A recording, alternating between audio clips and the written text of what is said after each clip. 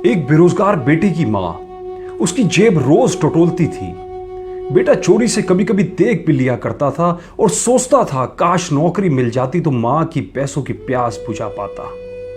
पर मां तो जेब में सल्फास की गोलियां ढूंढा करती थी, क्योंकि वह सोचती थी कि कहीं बेटा तंग होकर उन सल्फास की गोलियों को खा ना ले। बेटा सोचता था बेरोजगार होना भी एक अभिशाप है, शायद दुनिया में नौकरी ना करना भी सबसे बड़ा पाप है।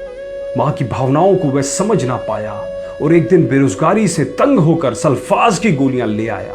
वो सोचा मां रोज रोज जेब टटोलती है, पैसा नहीं पाती और शर्म से कुछ नहीं बोलती है।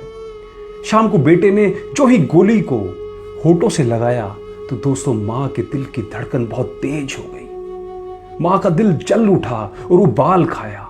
मां दौड़ी दौड़ी गई बेटे के पास और बोली, क्या हुआ बेटा, क्यों उदास है तू? मुझे ये एहसास हो रहा है कि तू आज बहुत दुखी है। बेटा ये याद रखना कि तू ही मेरा सब कुछ है, तू ही मेरा अनमोल धन है, तेरा कोई मोल नहीं है। इस दुनिया में तेरे से बढ़कर मेरे लिए कुछ और नहीं। मां रोकर बोली, जिस दिन तुम हमसे रिश्ता तोड़ दोगे उस दिन हम भी दुनिया छोड़ देंगे। बेटा भी इतने पर रो पड़ा और बोला, मां आप हमसे इतना प्यार करती हो तो सच बोलना, आप मेरी जेब में क्या देखती थी? मां और जोरों से रो पड़ी और बोली, बेरोजगारी क्या है बेटा, मैं जानती हूं, तेरे रग रग को पहचानती हूं। सोचती थी कहीं नादानी में तू कुछ कर ना ले, कहीं खाकर कुछ गोलियां अपनी जान ना दे दे, इसलिए तेरी जेब में रोज उन गोलियों को ढूंढती थी। बेटा और जोरों से रो पड़ा।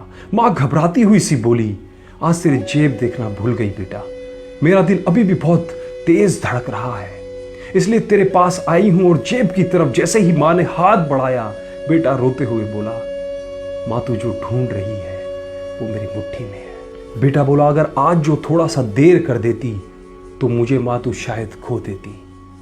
मां मैं भी कितना पागल था जो सोचता था कि मां जेब में पैसे देखती है और वो खुशी में आपको कई महीनों से दे नहीं पाया, इसलिए मां मैंने ये कदम उठाया।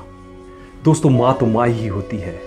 मेरी बात हमेशा याद रखना कि अगर आपको कभी भी लगे कि आपकी मां आपके साथ कुछ गलत भी कर रही है तो उसमें भी आपकी कोई ना कोई भलाई अवश्य होगी, ये मेरा विश्वास है। आपकी मां से ज्यादा आपकी परेशानी कोई और नहीं समझ सकता।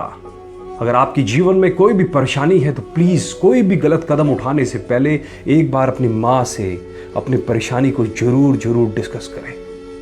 अंत में दो बात कहना चाहता हूं। मेरी विनती है मां, बस एक उपकार कर देना, जो लिखे मां उसकी झोली खुशियों से भर देना।